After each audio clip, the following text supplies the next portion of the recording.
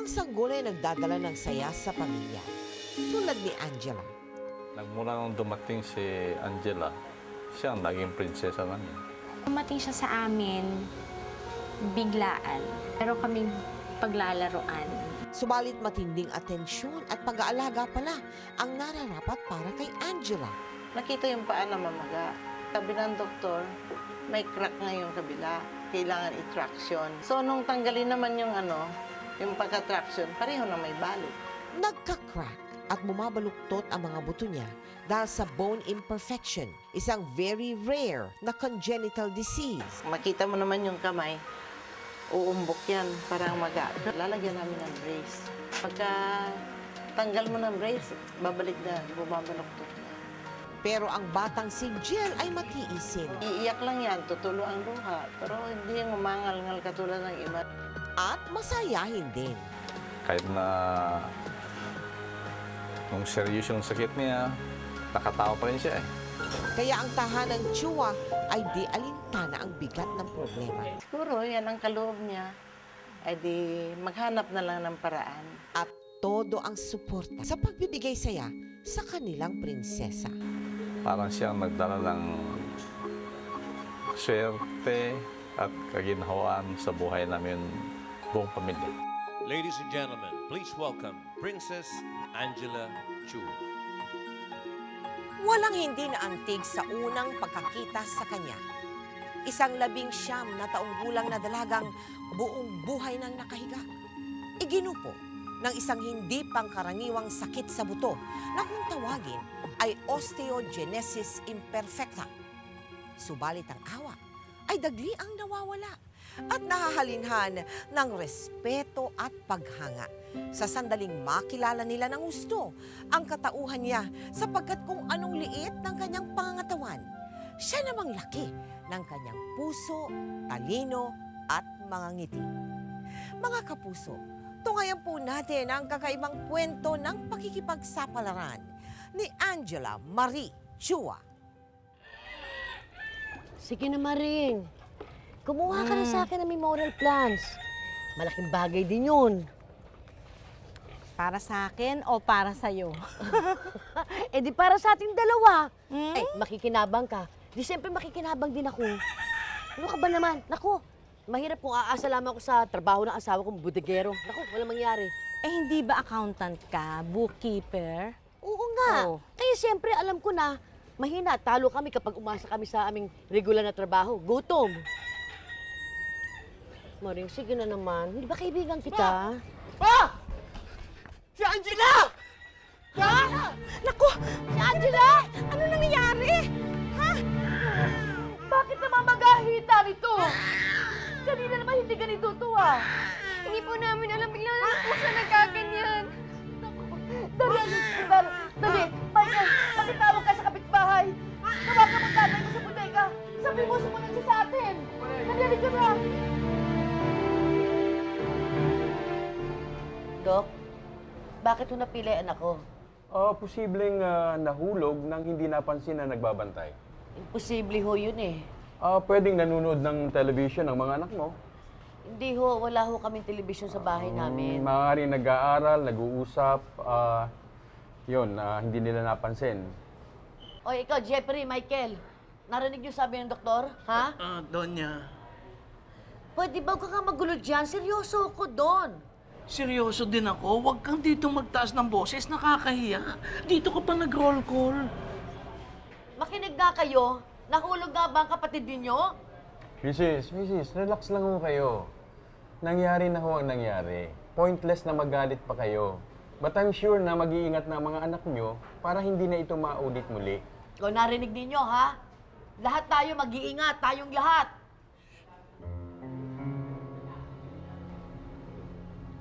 Subalit nang gumaling ang isang paa ni Angel, ang kabilang paa naman ang nabali. At nangyari ito nang hindi siya nababagsak ng nag-aalaga o nahulog mula sa kanyang crib. Dok, 4 hong nauna naming anak. Pero ni isa ho sa kanila, wala akong nabalian ng ganyan sunod-sunod.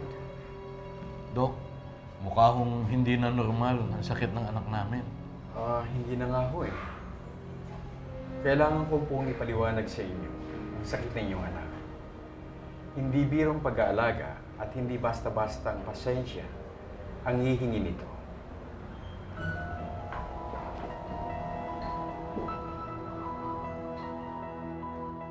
Dito nalaman na mag-asawa ang totoong kondisyon ng kanilang anak. Mayroon itong osteogenesis imperfecta o brittle bone disorder. Isa itong genetic disorder kung saan napakadaling mabali ang mga buto kahit na walang masyadong puwersa. Ang simpleng pag-ubo o paggalaw habang natutulog ay maaaring makabali ng mga buto ni Angel. Sa kasamaang palad, habang buhay na niyang kakaharapin ang sakit na ito. Doktor, pakisabi niyo sa amin ang lahat at dapat namin kailangan gawain. Hindi ho kami mahatakot. Mabubuhay ang anak ko. Magtatagal si Angel. Magsisipag kami kung kinakailangan tustusan namin ang kanyang pangangailangan. Hindi ho kami susuko. May awa ang Diyos.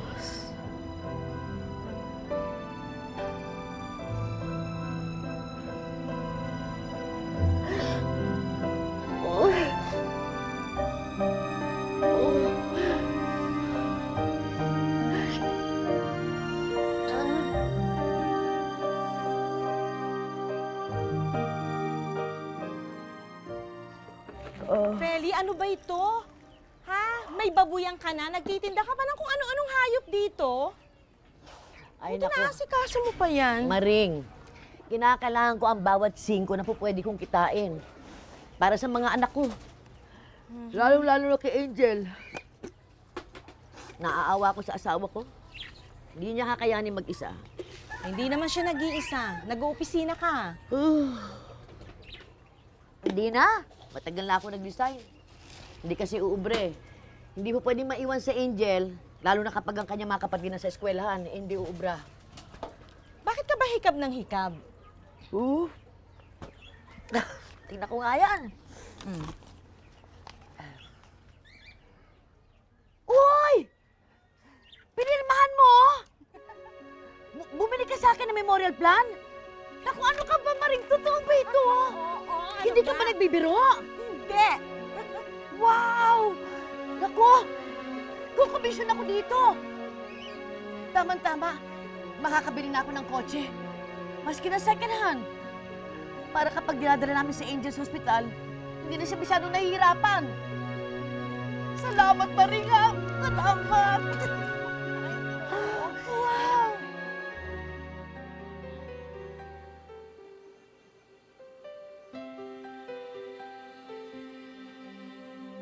Di magwawakas hanggang sa dulo ng mundo. Ang kalinga ko'y asahan mo. Kahit pa anong landas ay tatahakin ko, upang tayo'y di magkalayo. Bagamat nananahimik, puno ng pag-aalala si Don para kay Angel. Gayon din si Feli, na halos inaraw-araw ang pagpupunta sa Quiapo Church upang humingi ng tulong at lakas para kay Angel. Hindi magbabago ang sinisigaw nitong aking puso, magpakailanman, magpakailanman.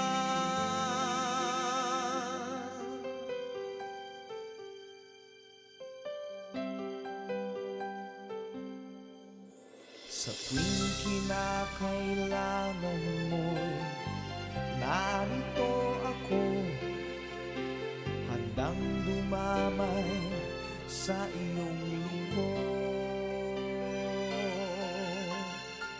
Habang buhay ay hindi hanggang sa hindi naasahang magkita ang mag-asawang Don at Feli sa simbahan. Napag-alaman nilang kapwa pala sila puno ng takot at kaba para sa kalagayan ni Angel. Subalit hindi sila nawala ng pag-asa. Buo ang paniniwala nilang nakikinig ang Panginoon sa kanilang mga daing at panalangin. Hindi magbabago ang sinisigaw nitong aking puso magpakailanman. Kawaan ka. Kawaan ka, anak.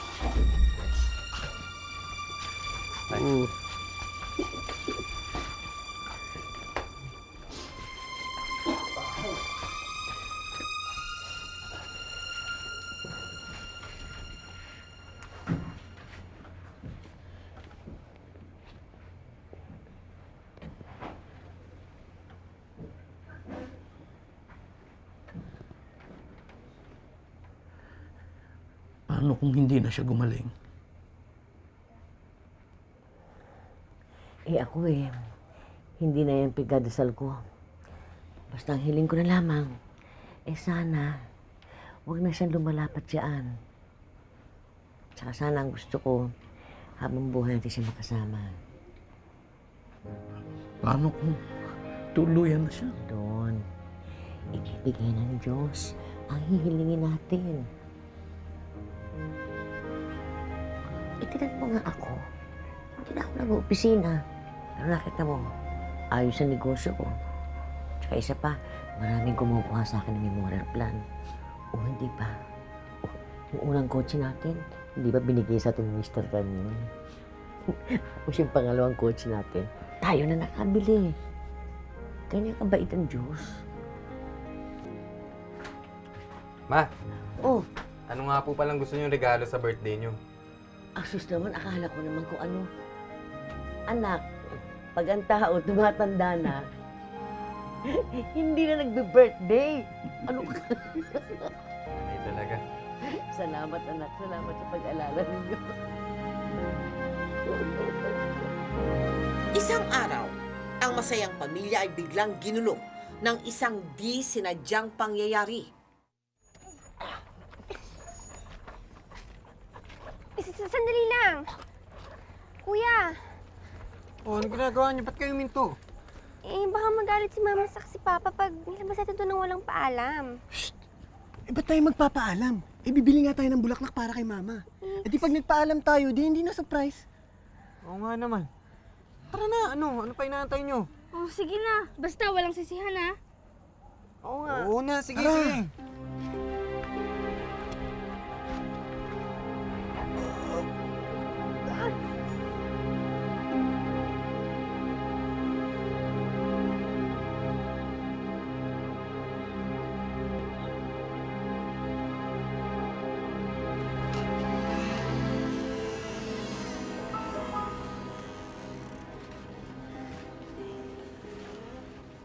Ma?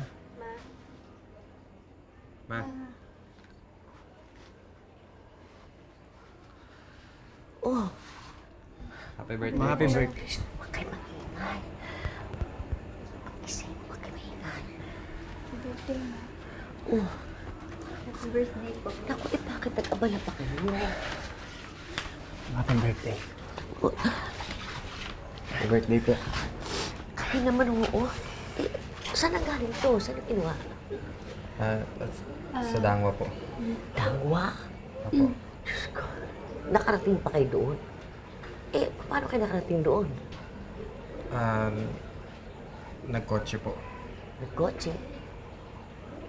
Bakit? Marunong ka na magbaneho?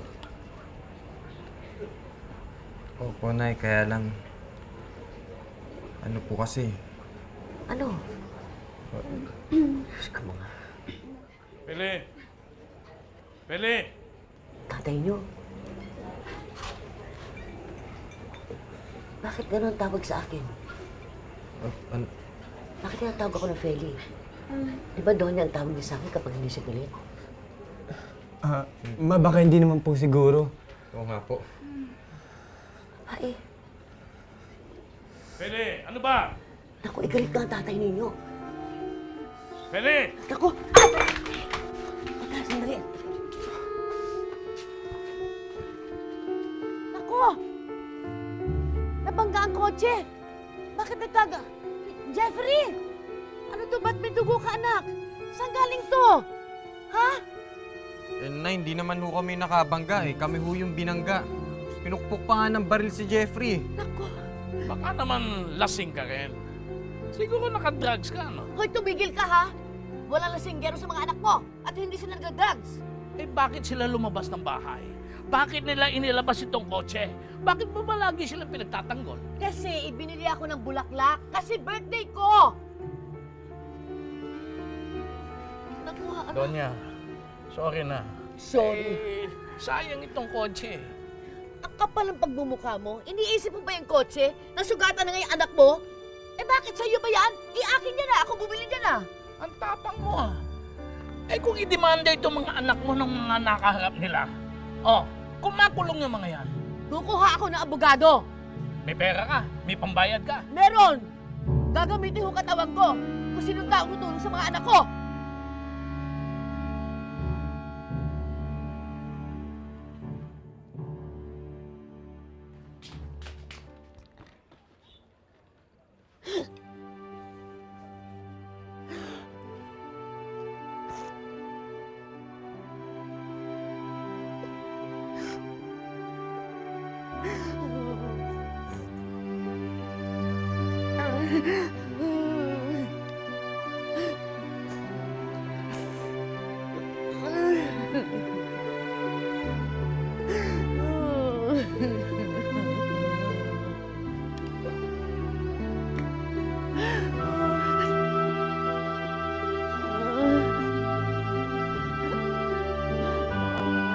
Ang away ng mag-asawa nang ipagbili ni Don ang nabanggang sasakyan sa halagang 18,000 pesos.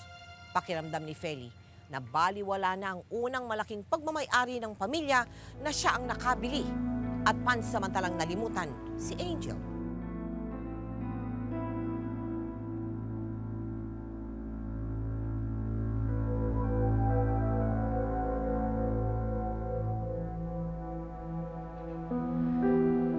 Ayoko na sa kanya. Sana, bigyan niyo siya ng bagong asawa. Bigyan niyo siya ng bagong mamahalin. Sana makalimutan na niya ako at hindi na niya ako kinukulit.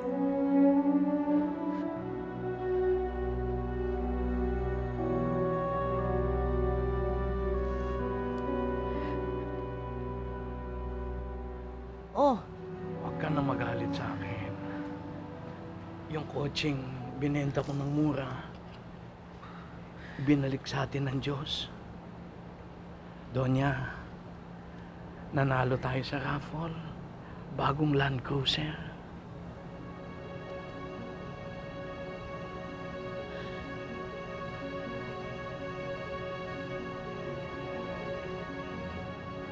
Alam mo, kailangan ka ng mga bata. Lalo na ni Angel. Siya nga nagsabing, sunduin kita rito eh. si Angel? Hindi naman niya sinabi talaga. Pero alam mo naman yung batang yon. Isang tingin lamang. Parang napakalalim ng pinararamdam sa'yo.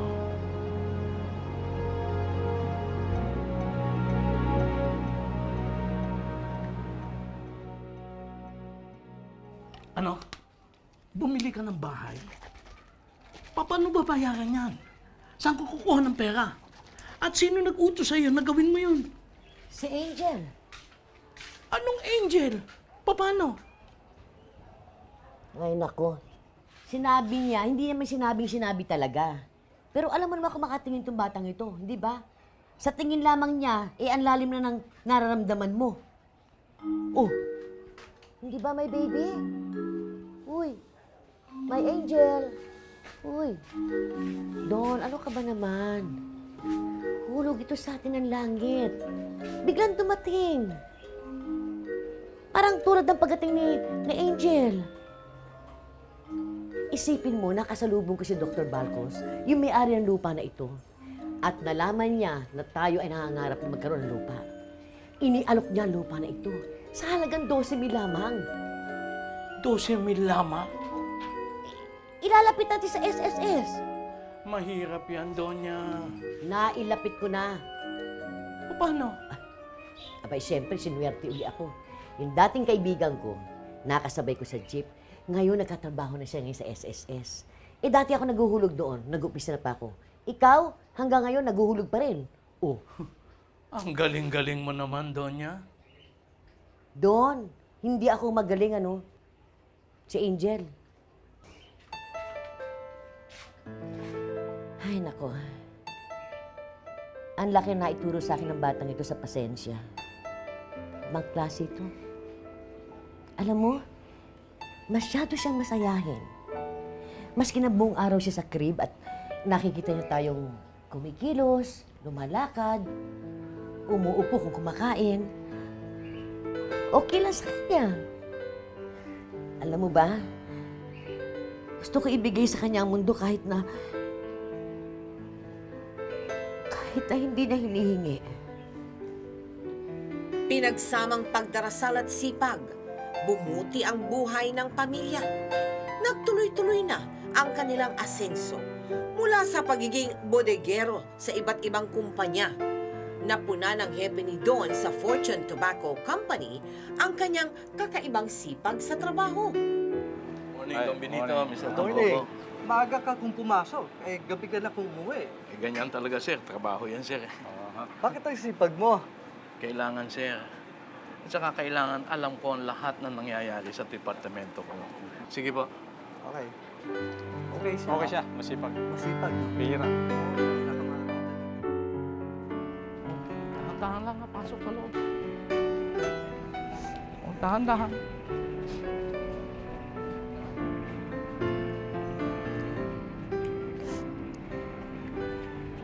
Ah, ito oh. Salamat.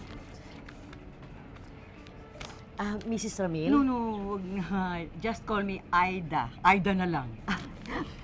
Alam mo, Aida, nagustuhan namin yung pagtuturo mo sa anak namin si Michael. Yung bata pa siya. Thank you. Thank you naman. Pero meron pa kami isang anak. Eh, gusto namin na ikaw magturo sa home study program. Bakit hindi sa eskwelahan na lang?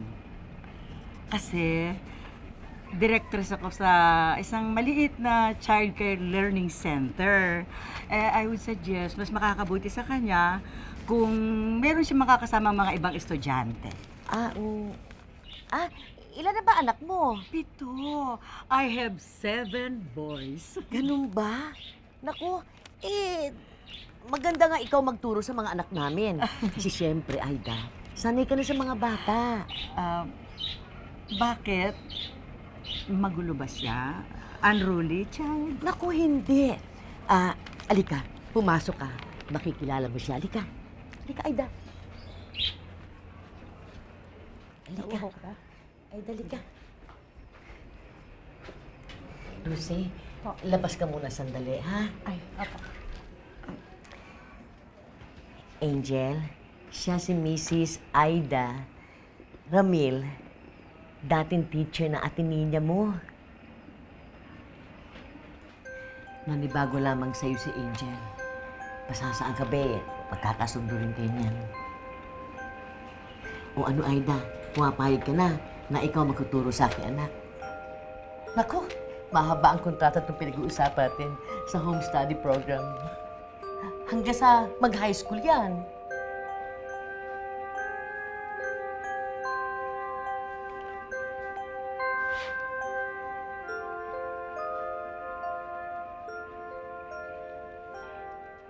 Tinatanggap ko po.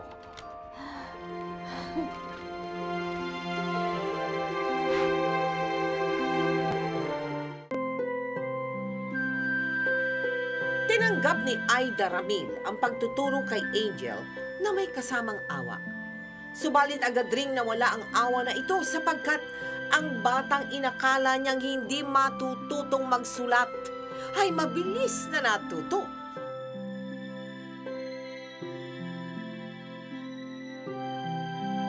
At ang batang inisip niyang mahihirapang sumagot sa mga exam questions ay ubod pala ng talino.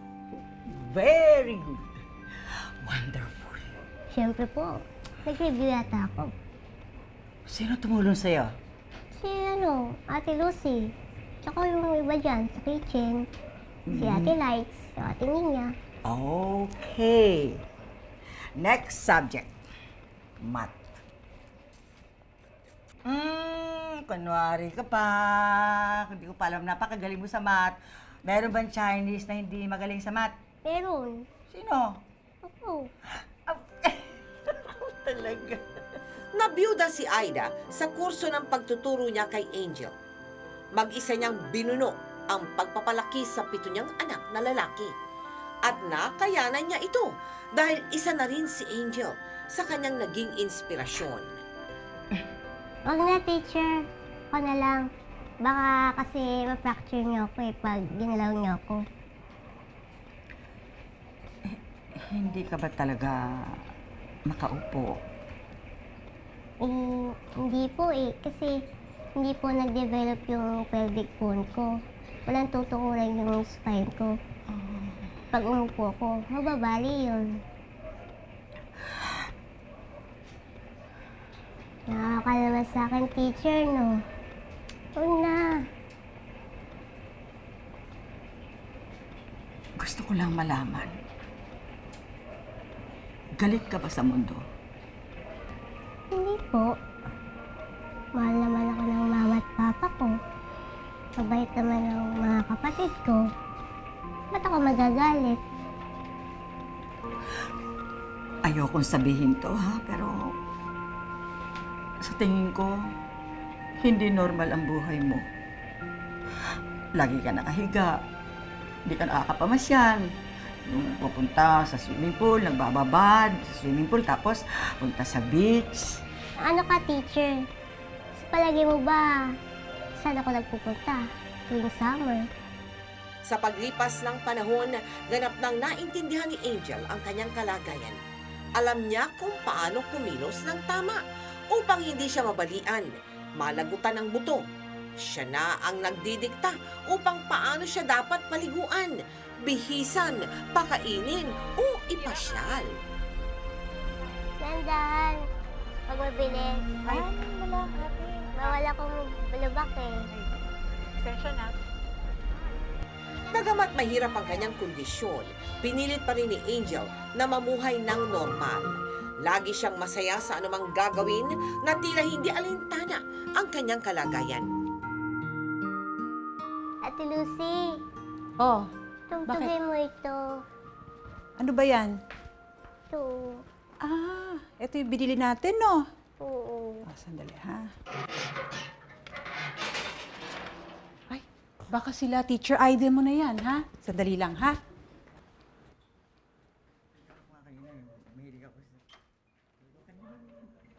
Ay, good evening po. Pasok po. Ay, good evening din. Tuloy-tuloy na ako, Sige ha? po.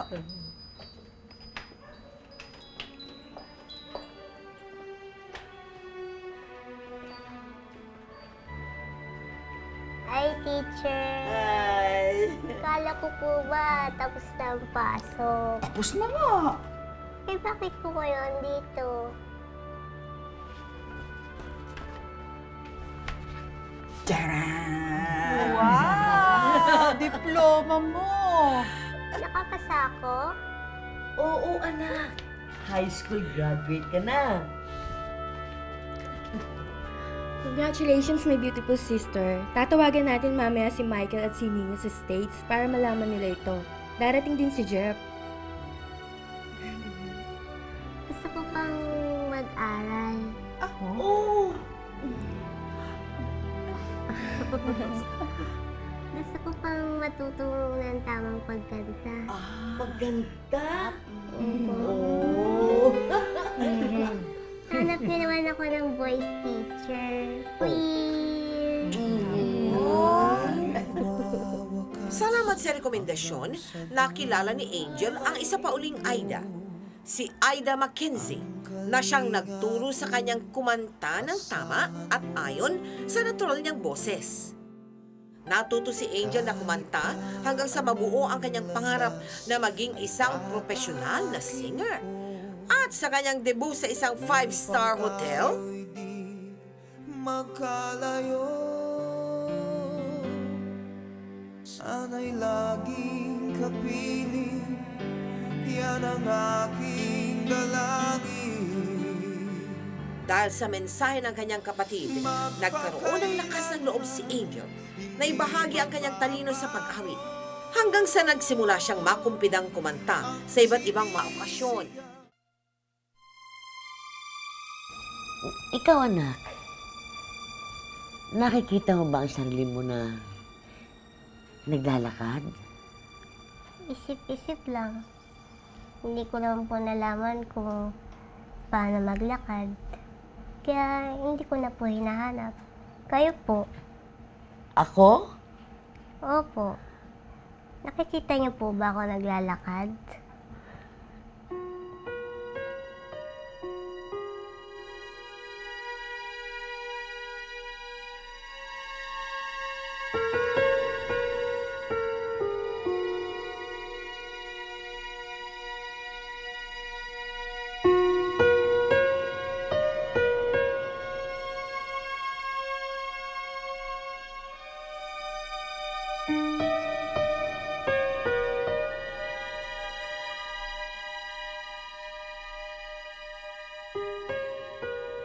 Mama?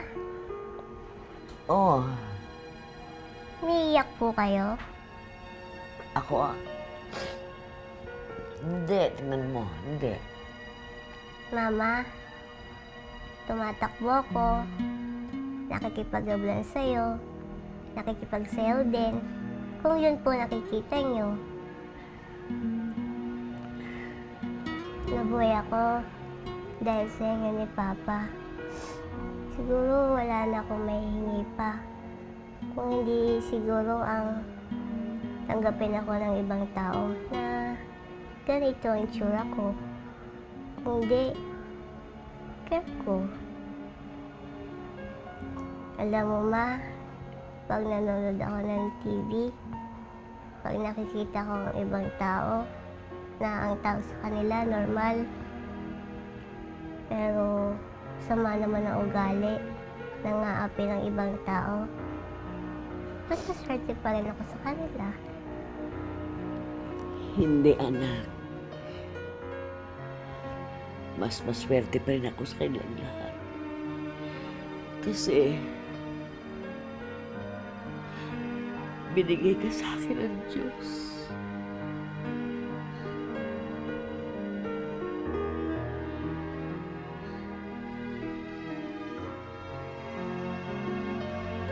Para naman tayo eh. Para tayo na sa teleserye.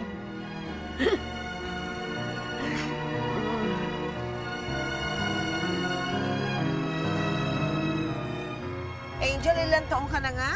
19. 19 years old. How does it feel to be full of life as you are? No? Pero confined ka sa isang napakaliit na space na ito. Masaya naman. Paano mo ginagawang busy yung sarili? Busy ako sa voice lesson ko, sa computer ko. Computer? Ginagawa ko lang sa bahay, watch TV, gano'n lang. Like a regular teenager, nanonood ka ng TV, lumalabas, Shopping. nagsishopping. Saan ang paborito mong puntahan? The malls! Of course. The malls, of course. Paano pag nagko-computer ka? Stick ang ginagamit ko. Yung mouse ko naman, yung laptop ko kasi may touchpad siya. So, Oo. touchpad. At touchpad na lang ang ang computer mo. Alam mo, you speak very well, no? Tagalog and English. At saka napaka-alert. Napaka-smart. Sige nga, tignan ko kung paano ka sumulat.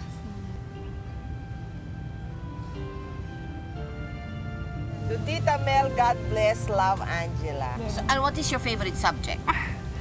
English. English! Kaya magaling siya magsalita in English. Pero ang isang bagay na, alam mo, that I admire in you, yung hindi mo kinakahiya ang katayuan mo. You love to go out. Nung bang maliit ka, nagkaroon ka rin ng pagkakataon na, nagtaka ka sa sarili mo na bakit iba ka? Hindi rin ako nagtaka. Kasi total yung around me naman, hindi nila ko tinratong iba. Parang normal lang, ganun. It's admirable na ang pagtrato daw ninyo sa kanya, Normal. normal. Paano mo itatratong normal tong anak mo? Alam mo namang nakahiga lang, nandito lang siya. How did you do that? Binabasahan namin siya ng istorya, pinapanood ng TV, ini-explain. Napapanood din niya yung ibang may defect ba, na katulad niya. Pero yun na, in-explain namin na may talent siya na dapat i-develop. Kailangan mag-aral siya para magamit niya. Parati bang nakangiti talaga yan o dahil nasa TV lang? Forget, alam mo, nasa TV ka. Ay, hindi. Ganyan talaga ako kahit saan. Saka, maski may sakit siya, hindi po kami nag-aalala dahil nakangiti eh. Pag nagka-crack yung bone mo, nararamdaman mo, you feel it painful? Merong painful, merong little painful lang, merong iba-iba. Alam mo ba kung ano itsura ng feet mo? Do you know? Nakita mo na ba yung feet mo? Letter S? Yes. Letter S. Tamo, nakatawa pa siya, oh. My admiration is also for the two of you. Na sa kabila ng kanyang kapansanan, very normal ang takbo ng isip niya. Hotel goer po yan eh. Lahat nag-chicken po siya monthly. Sosi mo naman pala, every month nasa hotel ka? Hindi masyado. Hindi masyado? Anong ginagawa mo sa hotel pag napunta ka? Pahinga lang. Tapos noon lalabas sa shopping, tapos kain din sa baba ng hotel. At gusto mo ba mag-college? If given the chance, would you like to go to college? And what would you like to take up in college? Hindi music pa rin. Talagang, hats off ako talaga sa inyo. Muna sa pag-aalaga dito sa anak ninyo. At pangalawa, the kind of person that she has become.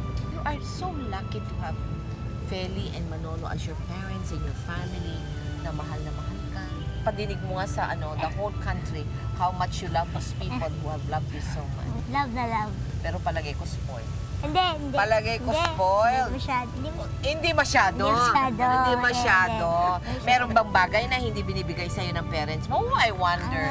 Ha? Wala pa naman, Oh, kita mo na nga. Alam mo, Angel, maraming mga katulad mo na may dinadalang hindi pareho ng karamihan.